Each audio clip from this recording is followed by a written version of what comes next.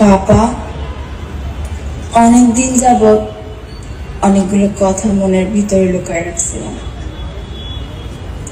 আজকে হয়তো ওই দিন সবকিছু বলার। আজ থেকে 25 বছর আগে এক দুঃখী ঘরে স্বামী নামের একটা মেয়ের জন্ম। খুব অভাব অনটনের সংসার। মা, পাপা, আমি, খুব ছোট্ট একটা পরিবার আমাদের।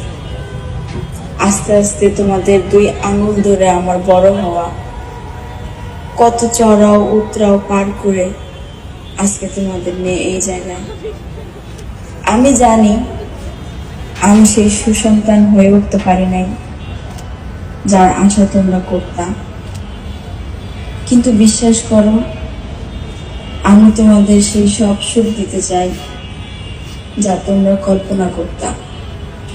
আমি হয়তো সেই সন্তান হয়ে উঠতে পারবো না, কিন্তু হ্যাঁ, তোমরা সারা জীবন আমার কাছে আমার বাচ্চার মতন হয়ে থাকবা।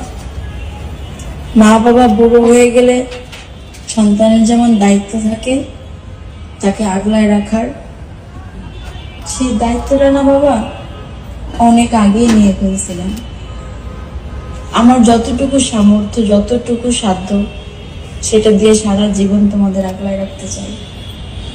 আমি তোমাদের সুসন্তান না হলেও আমি তোমাদের অনেক ভালোবাসি আম্মু পাপা। তোমরা খুব করে চাইতা সংসারে একটা বড় ছেলে থাকলে সংসারের হাল ধরবে। ছেলে না হয় নাই নিল, আমি তো পারি না।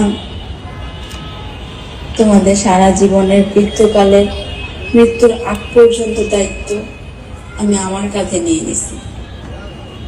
সর্বশেষে একটাই কথা বলতে চাই, আম্মু পাপা, আমি তোমাদের অনেক ভালোবাসি। এই কথাগুলো হয়তো তোমাদের সামনে আমি কখনোই বলতে পারবো না, তাই ভিডিওর মাধ্যমে তোমাদের অবধি কথাটা পৌঁছে দিলাম। আই লাভ ইউ আম্মু পাপা। ना कुछ पूछा, ना कुछ मांगा, तूने दिल से दिया जो दिया, ना कुछ बोला, ना कुछ बोला, मुस्कुरा